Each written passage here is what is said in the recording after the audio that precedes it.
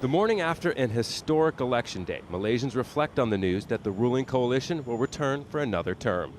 Already the world's longest ruling coalition, Barisan Nasional, voted in for another 5 years on Sunday, but their victory wasn't as big as it had hoped.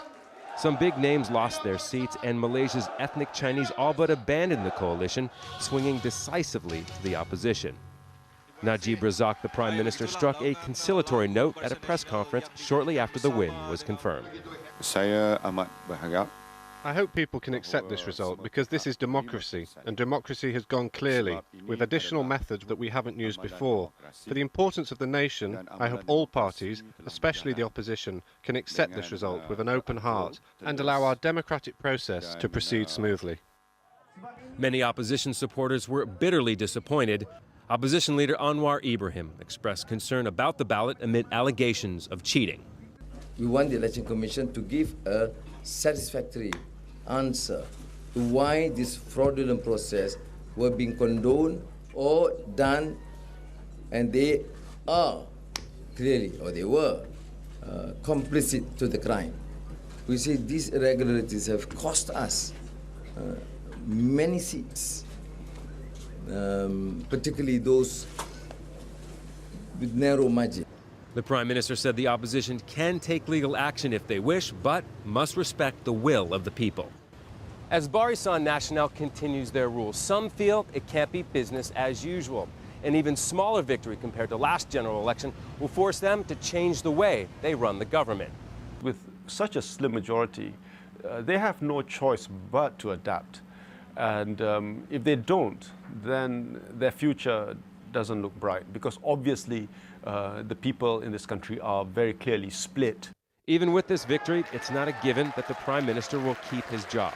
He needs to convince his coalition that despite losing seats in Parliament and some of its voter base, he's still the man to lead Barisan Nasional.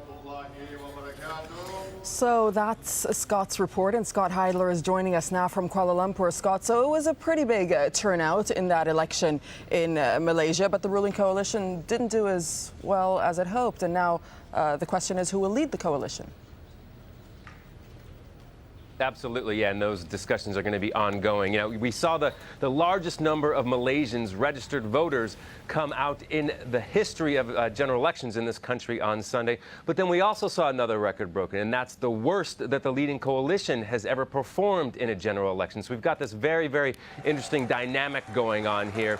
Now, moving forward, obviously the ruling coalition is going to have to make some decisions if they keep Prime Minister Najib in his role. We know he was sworn in by the king today, but because of the performance in this election, you know, they lost 7 parliamentary seats compared to the general election 5 years ago. So they won, but they're not in the best position, if you will, within Parliament. So they still retain that control, that slight majority. But so we'll have to see how things unfold moving forward. And very interestingly, you know, even though they do have the majority, you know, there's that growing opposition voice out there that they're going to have to work with if they really want to properly govern this country. Darin. Yes, Scott, and speaking of the opposition, accusations of fraud by Anwar Ibrahim, is there any solid evidence at this point to back up Ibrahim's claims, and what's his strategy going forward?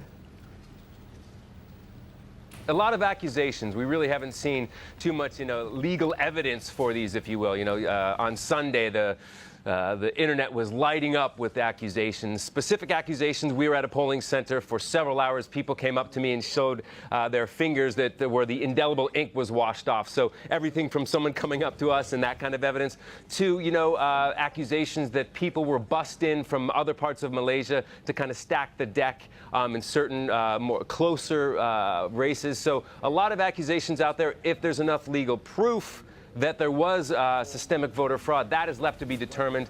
The opposition, Mr. Anwar, is holding a rally, a large rally at a stadium here in Kuala Lumpur on Wednesday evening. And then maybe that's when we'll hear kind of the map of what he would like his opposition to do moving forward. Obviously, they didn't win this election, but very big turnout. And, you know, the opposition, even though they didn't win this election, they are gaining a lot of support here in Malaysia. Okay, Scott, thank you. That's Scott Heidler reporting from Kuala Lumpur.